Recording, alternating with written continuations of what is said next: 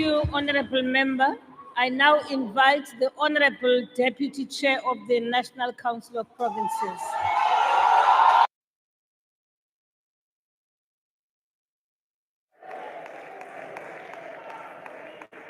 Thank you very much, Honorable Speaker, Honorable Chairperson, Honorable Deputy Speaker, the President and the Deputy President of the Republic, House Chairpersons, the Whip of the Majority Party, and whips of other political parties.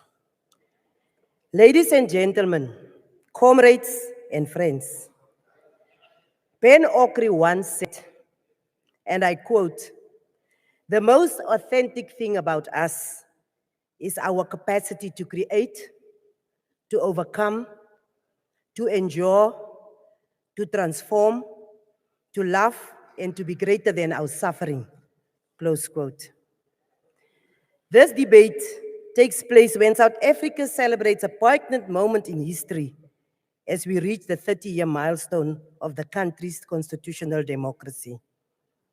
Parliament's strategic objective has been to create a non-racial, non-sexist and democratic society. And our primary mission has been centered on mobilizing all classes and strata that objectively stand to gain from the success of the cause for social and economic change. In this context, Parliament gives expression to its mandate as informed by the precepts of transformative constitutionalism, which the former Chief Justice of South Africa aptly asserts as being an enabling instrument to give expression to the country's transformation agenda.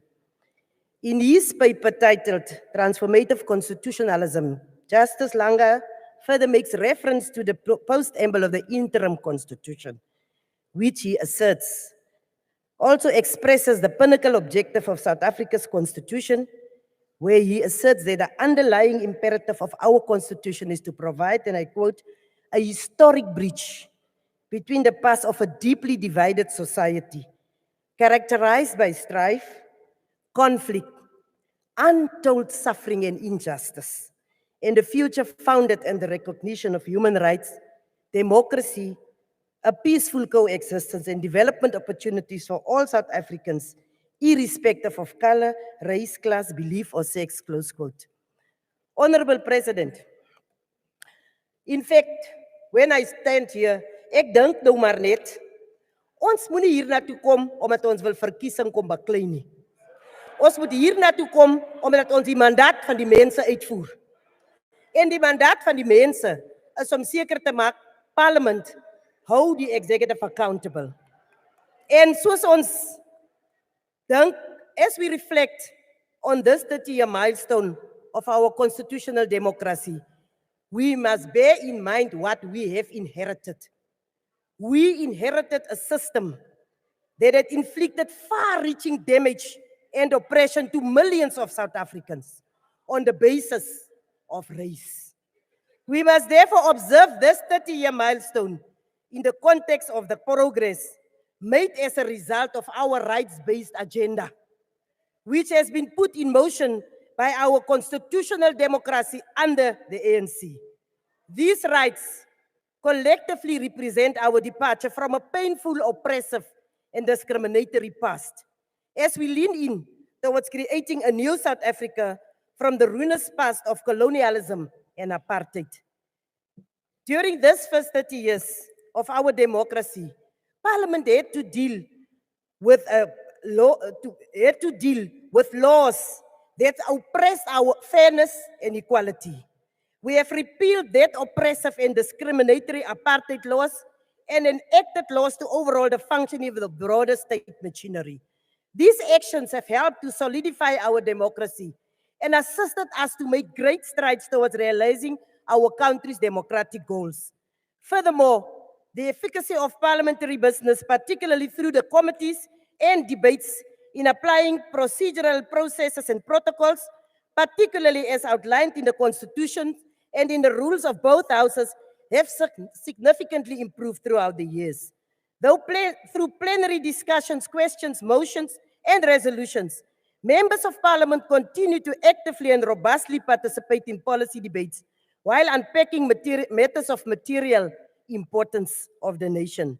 Our improved coordination with the executive has also ensured the attendance of ministers in the sitting of both houses when required, leading to increase in executive responses to questions for oral and written reply. Agbare lede, tydens COVID-19 het parlement bewys dat ons deur die gebruik van tegnologie tot 'n groot mate kon beantwoord aan die uitdaging wat gebied het in ons werk. 2 weke gelede, tydens ons wetgewende summit, noem professor Somadormi Fikeni iets baie belangrik. Sê die wat mense observe van parlement is dat elke party staan op die platform vir sy eie party. Ons werk nie vir 'n gesamentlike Suid-Afrikaanse identiteit nie. Die enigste tyd wat ons vir onsself identifiseer as Suid-Afrikaners is wanneer die Springbokke die wêreldbeker wen. Wanneer Bafana goed doen in die AFCON. Wanneer ons atlete goed doen in die Olimpiese spele. Dit is die tyd wat ons onsself identifiseer as Suid-Afrikaners. Daar is foute volgens ons almal. En die ANC as 'n regerende party is die eerste een om die foute en die tekortkominge te erken. En dit moet ons sê, ons staan hier en regverdig onsself vir dinge wat in die verlede gebeur het nie. Ons staan ook hier en regverdig onsself. Ons sal ook nie onsself verdedig as ons 'n visie het vir die toekoms om 'n beter lewe vir alle Suid-Afrikaners aan te bied. Suid-Afrikaners het die reg op hulle eie werklikheid. En as iemand hier staan en die president wil antwoord op sy storie van Tintswalo, dan moet jy hom antwoord op die werklikheid van Tintswalo. Want elke mens ervaar sy eie werklikheid. En Daniel se werklikheid is die John se werklikheid. Daarom kan jy nie iemand anders se werklikheid ontken. As iemand vir jou sê, ek het onder 'n boom gebly. Ek het onder 'n boom gebly. Ek het nou 'n erf met water en toegang tot elektrisiteit. Ek het in 'n sinkhuis gewoon. Ek het nou toegang tot 'n RDP-huis. Load shedding is nie die einde van die aarde nie. En ek, president, is een van die mense wat voel, sodra jy van load shedding praat, dan begin hulle om jou te saboteer. Ons sal moet iets doen aan die sabotasie. Ons sal moet iets doen aan die sabotasie. Definitief. Nie Spoetla het nie alle antwoorde nie. Maar Suid-Afrikaners weet ons kom van 'n verlede af waar ons by Kerslig matriek geskryf het. Gestudeer het vir ons matriekeksamens. Ons kom van 'n verlede af waar ons emmers gebruik het.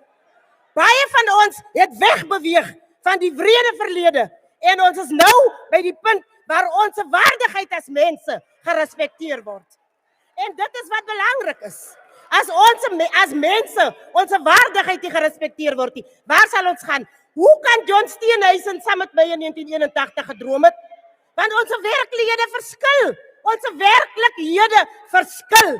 Dit wat my werklikheid in blikkies was, kan nie sy werklikheid in Durban, KwaZulu-Natal gewees het nie. Daar bestaan nie dieselfde werklikheid vir mense wat in apartheid gebenefit het en vir ons wat deur apartheid geleef het net om te bestaan, om die dag van môre te kan sien. En dit is die rede waarom ek sê, agbare president, ons ken die werklikheid van Tintswalo. En ons vaar die werklikheid van Tintswalo, want ons weet waarvanaf sy kom.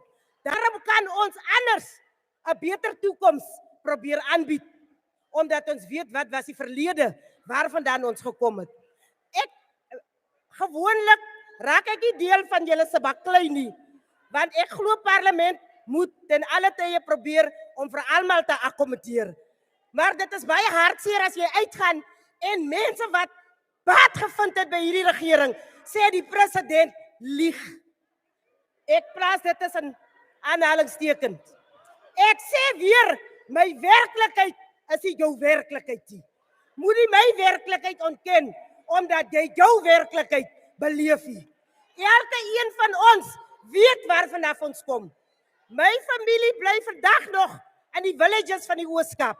En so ons weet watter verbeteringe as ons langs die pad afry Koffiebaba toe, sien ons al die huise wat gebou is vir die mense waar daar voorheen geen huise was. So hierdie werklikheid wat ek ervaar is my werklikheid. En die werklikheid wat Sien Tshwala ervaar, is haar werklikheid. So president, gaan voort met die goeie werk. En waar ons foute maak, sal ons dit aanspreek. Jy voel jammer vir Auntie Fatima wat nog kan samosas maak. Wat van die kinders van Palestina wat elke dag doodgemaak word? En wat jy regverdig? Wat van die kinders van Palestina wat elke dag doodgemaak word? En wat jy regverdig? Wat jy voel Israel het die reg om homself te verdedig teen kinders, teen weerlose vroue, teen weerlose mense. Die werklikheid wat ons as Suid-Afrikaners ervaar. Elke een ervaar 'n verskillende werklikheid. So laat ons hier vanaf gaan en weet, 30 jaar na demokrasie, het ons nog steeds 'n hoop om die ongeregtigheid van 360 jaar uit te wis. Met daardie woorde, Speaker, sal ek nie teruggaan na my speech toe nie. Ek wil net een punt lig. Kan ons asseblief vroue toegang tot land gee, sodat ons as vroue kan wys dat ons 'n verskil kan maak waar ons is. Ten spyte van geslagsgeweld, ten spyte van mishandeling, ten spyte van die feit dat ons as leiers die polarisasie aanvoer, omdat ons net hier staan en mekaar aanvaar en nie begin bou aan 'n gesamentlike Suid-Afrikaanse identiteit nie. Baie dankie.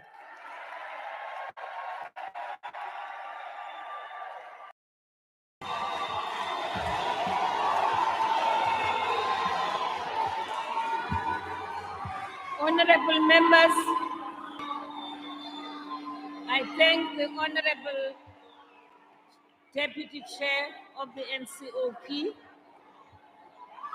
I now invite the Honorable Groenewald to address us.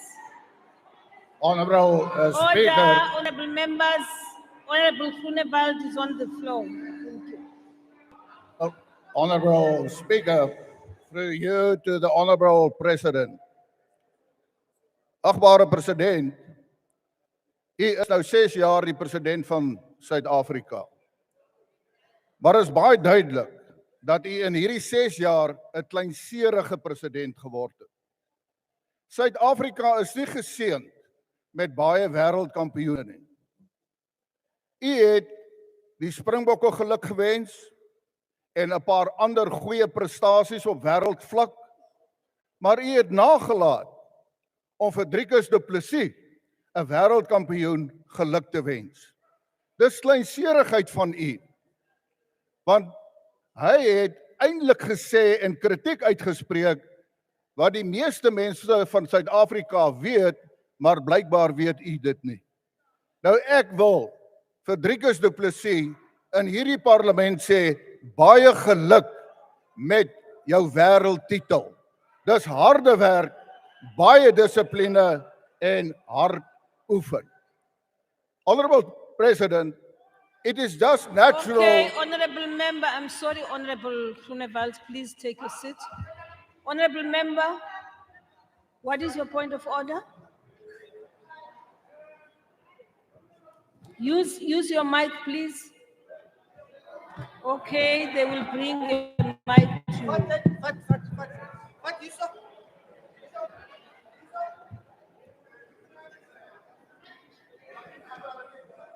Oh, thank you, thank you. Honorable member, Uh, yes? Yes, thank you, Honorable Speaker. I could hear the Afrikaans that was said by the Deputy Chairperson of NCOP, but I can't hear this Afrikaans. So we are requesting to get the gadgets for translation. It's quite important for us to hear.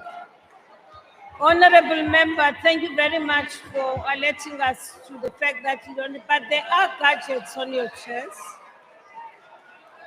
Thank you very much. Order! Honorable members, whoa, stelte alsjeblieft. Continue, Honorable Groenewald. Thank you, Honorable Speaker. I think it's just natural that the President will look over his term, and I want to say today to him, Honorable President, what is your legacy? What's your legacy as president of South Africa. And therefore, we must go and look at the real facts. And if we go and look at the economy, we will see that when you became the president in 2018, the growth rate, the economic growth rate, was 1.3%. Last year, it was 0.9%. So under your leadership, the economy just retreated backwards, causing havoc for the people of South Africa. We had a meeting with you as leaders on Eskom, and you yourself said 20 years ago, Eskom was seen as one of the best electricity utilities in the world. Who destroyed Eskom? The ANC destroyed Eskom. You were in charge of the war room to end load shedding. You failed. When you became president in 2018, the local currency against the dollar was nothing else than 11 Rand 55. Yesterday, it was 18 Rand 92. That's under your leadership. And if you go and look at the JSE and the loss of 22% in US dollars, while if you, for instance, look at the NASDAQ 100, they gained 147% under your term as leader, and the S&P 500 gained 75%. Those are the realities. If you go and look at the unemployment rate, when you became the president, the unemployment rate was 24%. It is now 32%. If you go and look at the youth, since you became president, and over the years, it increased with 20%, where the unemployment rate for the young people, the youth, at this moment is actually 64%. I want to talk about corruption. Honorable Chairperson or Speaker, the President himself said that the ANC is accused number one when it comes to corruption. And I said, well, that's what the President said. And I said to yourself, but you are number one of accused number one. And now you have a number two who's also accused of corruption, but nothing happens. What happened with corruption in South Africa? The fact is that your Secretary General, Fikile Mbalula, he said, okay. Fikile Mbalula, he said that they lied to protect the former president in terms of corruption. They must use, the ANC must use this position to defend and to protect the previous president. Honorable President, if you look up at the wall there, you will see there's a banner of Parliament oversight and accountability. There was no accountability. There was no oversight. And it comes to you as well as the next president after Zuma. When they came to the Phala issue, it was this ANC in Parliament who protected you.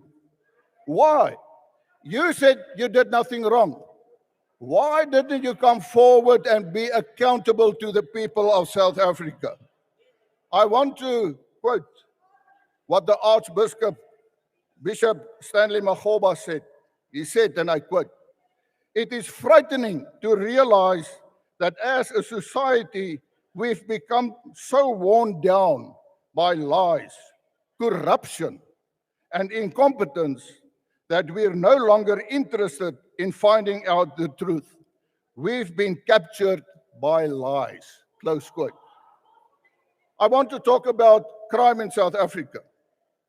Honorable President, in terms of the Global Organized Crime Index, South Africa now ranks 7th in the world. third in Africa because of mafia-style criminal networks and organized crime syndicates. The murder rate when you became the president was 35 per 100,000 of the population. It is now 45 per 100,000 of the population. U agbare president het in New York ontken dat daar so iets is soos plaasmoorde in Suid-Afrika. Ek moes 'n paar debatte met u gevoer het nadat u minstens erken het dat daar wel plaasmoorde is. En u het daarom 'n mate daarvan gesê dat u dit veroordeel. Agbare president, ons sê ons is almal voor die reg. My vraag is, wat het gebeur in Groblersdal? Die agbare minister van polisie en die agbare minister van justisie gaan woon 'n gewone hofsaak by waar daar besluit moet word of daar byl gegee gaan word of nie. Het hulle nie werk om te doen nie? Hoekom gaan hulle soontoe? Hulle gaan soontoe want hulle het 'n politieke motief. En daardie motief is om die voorsittende beampte te intimideer. Daar word nou van 3 jong mense verwag om te gerapporteer het. Hulle het gerapporteer. Ek het persoonlik 'n klag gelê teen Julius Malema in 22 sowel as in 23 waar hy uitings maak van shoot to kill. And the revolutionary must not be scared or afraid to kill. Die klagtes is gelê. Hoekom word hy nie gearresteer nie? Dat hy ook gaan aansoek doen, verborg. U is besig onder u leierskap om ongelykhede te skep. Hierdie manne het hulle self gaan oorgee. Hulle is geregtig om borg te kry. Ek wil praat oor hongersnood. Agbare president, u departement van gesondheid sê dat ongeveer dat meer as 15,000 kinders sterf jaarliks in Suid-Afrika. En 1/3 van daardie kinders sterf as gevolg van honger. Dit beteken 10,000 kinders sterf basies jaarliks weens honger. In KwaZulu-Natal, noord van Durban, is daar kinders wat sand eet sodat hulle net kan voel hulle het iets in hulle maag.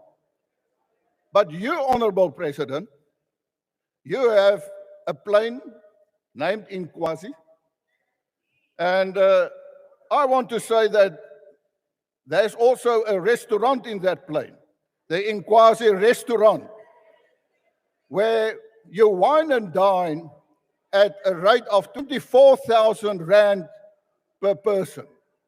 So you wine and dine for 24,000 rand per person in the Inkwazi restaurant, while children of South Africa are dying because of hunger. You, the Commander-in-Chief, that you investigate. If you did, what is the result? And if you did not investigate, why not? Because that means that you don't feel for the hungry people of South Africa.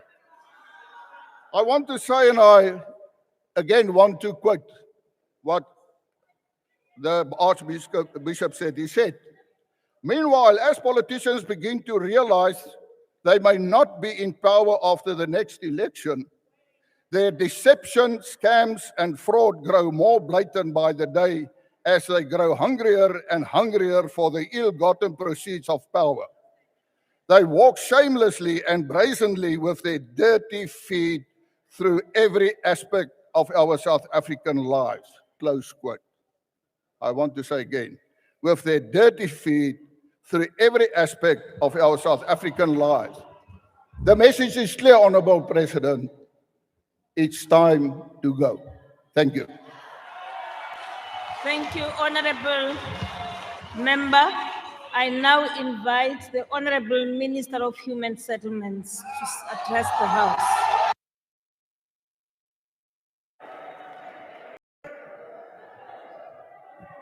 Thank you very much, Madam Speaker. Greetings to the Excellency President Cyril Ramaphosa, Deputy President Paul Mashatile, presiding officers, cabinet colleagues, honorable members, ladies and gentlemen. I just can't believe that Honorable Groenerwald, you could stand here in a democratic South Africa and defend what happened in Groblersdal. Apartheid and hoisting of apartheid symbols, shame on you. Babu Hlabisa,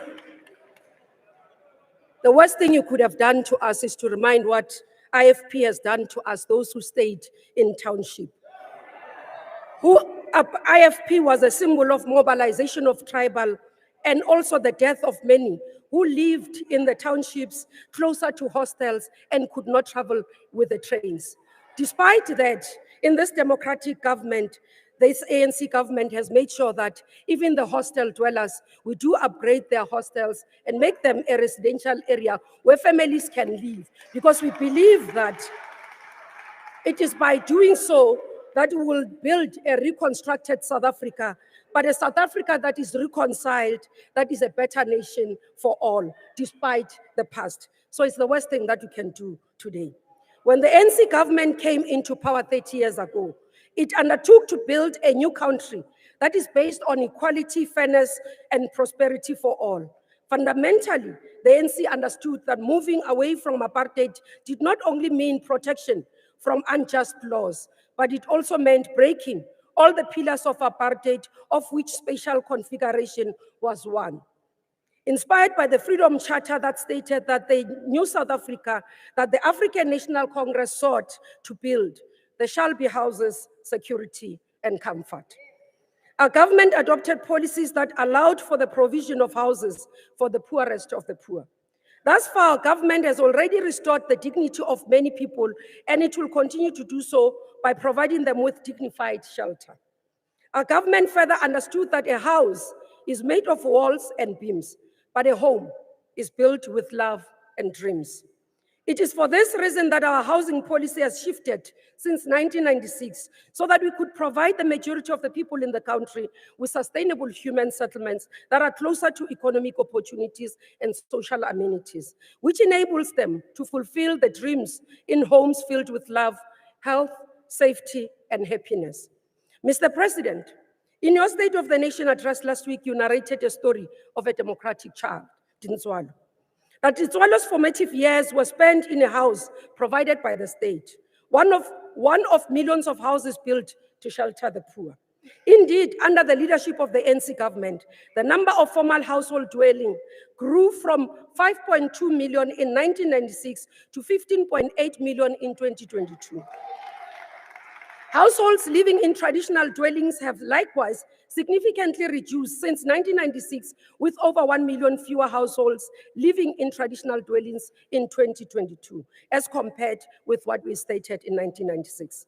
Whilst there can be no doubt that government has built millions of houses through the RDP program, it has also built thousands of units of social housing, rectified housing defects, provided housing material to individual households, and contributed significantly to the cases of emergencies and disasters. Honorable members, of the 10.6 million additional households now living in formal dwellings, 4.8 million households were provided by this government. In terms of gender, out of those, we have also provided, in terms of the state houses that have been provided, 1.9 million households led by women as beneficiaries. For example, last year, Mr. President, we handed over a newly built house to Meela Tlhabane, ko Bela-Bela. Ga re bolela le Mme Tlhabane, o bile a re botsa a re, ha e sale a dula ka hara mokhukhu for 15 years. O ikwa thabile gagolo ga bona tsena ka hara ntlo, a leboga mmuso wa ANC, a leboga le gore ka nnete re mo file boikhutso le gore a kgone go thekwa a tshireletsegile. Last week, Mr. President, you called on all of us to join the fight against gender-based violence and femicide, which has been characterized as a second pandemic in our country. The provision of houses to women has gone a long way in helping women fight GBV. A woman who owns a house and has the security of tenure does not have to be trapped in an abusive relationship that often ends in femicide. For this reason, we have also intensified our title deeds program and to ensure security of tenure to provide economic asset to the beneficiaries. We handed over a title deed to Mme Mabel Sekgopa in the city of Tshwane, Ga-Rankuwa under Mawiga. It was a very moving ceremony where we had Mme Abolela are, I finally ke thola title deed mo e le goreng ke a tseba gore ga gona motho o tla ntšhang ka hara ntlo ke tla dula mo ke ikwa ke khutšitše le gona ke tseba gore batlogolo ba ka le bana ba ka ba tla tseba gore ke mo ke dutšeng gona. Similarly, when we handed over a title deed to a 100-year-old Miss Prakasa, she said it was an exciting moment for her to receive the title deed as a homeowner at that age. She was moved to the house 40 years ago under Group Areas Act movement. This is our restoration of dignity and ensuring that women who could not own title deeds under apartheid government have a say and have properties in their hands. Mr. President, such stories as this one are a clear demonstration that we are not passive observers of our history, but we are the authors of this history. Not only have we provided housing to women, but we have also embarked on a women empowerment program through procurement processes. You will recall, Mr. President, that when you marked National Women's Day in 2020, you announced government's plan to expand women's access to economic opportunities by setting 40% aside for public procurement for women-owned businesses. For our part, as Human Settlements Department, including our entities in all our grants, we have made this a policy. I can report today, Mr. President, under this program and your vision, that not only we're talking about the past in what we have done, but in this administration, we have ensured that 40% out of the 13.2 billion is set aside in this financial year for women-owned companies. And as we speak already, 1.7 billion has been spent on their companies. And we do believe we will reach our 40%. This is instance where you find Limpopo and Mpumalanga. The entire budget of HSDG in building houses is spent on women contractors. And I must say they deliver, Mr. President, within budget and in record time and quality houses. In 2020, the State of the Nation address, Mr. President, you spoke about social housing program to build rental housing for low-income families, which could leverage as much as 9 billion for private investment in the construction of 37,000 rental apartments. Again, I'm pleased to report that working in partnership with Infrastructure South Africa, which was launched under this administration, the Social Housing Regulatory Agency has increased the pipeline of social housing projects, some of which have been completed, as also others are in halfway. Just here in Western Cape, 3 projects, Goodwood Station, worth 464 million with 1,055 units has been completed. Maitland News, valued at 94 million with 204 units completed. 8 projects in Gauteng. Riverside News, phase 3 and 4, valued at 531 million, will be completed in October this year. Lufereng, valued at 184 million with 407 units completed. Forgeville, valued at 105 million with 258 units completed. There are many more. You go to KwaZulu-Natal, we've got Hospital Street social housing, which is sitting at 54%, Bridge City, which is sitting at 78%, and also in Northern Cape, Hull Street, which is sitting at 40% to the value of 144. Mpumalanga with KwaDokuhle, 193 million worth of a project, 492 units at 32%. This is the work that we continue under your leadership, Mr. President. Yesterday, I had an engagement with CBOs and NGOs and CEOs here in the Western Cape, appealing to the national government to protect and provide services for them. They narrated how they live in a city that does not care about them. Similarly, I went to Nomzamo community. They narrated the condition they live in, where rubbish is not collected, sewer is running in the street. Yet they were reminding me to say, Minister, don't listen to them when they say they govern better, they rule better. It's a fallacy, it's for the few. With regards to our policy, we committed to them that we will change our policies and principles and programs to ensure that if a government or a province or a municipality does not care about our people, we'll come in as national government and show that we care, as we continue to do. Mr. President, the draft As you white paper... conclude, honorable member. Thank you very much. As I conclude, as we say, we can never allow people who say to us, let us not talk about apartheid because 30 years later, shockingly, the same people are supporting apartheid Israel under us. Mr. President, our policies are geared to help South Africa. And that's why we say, with the work that we have done, the foundation that has been laid, we continue to provide services for all, not discriminatory. But this is a government that time can is be up. trusted and vote for ANC.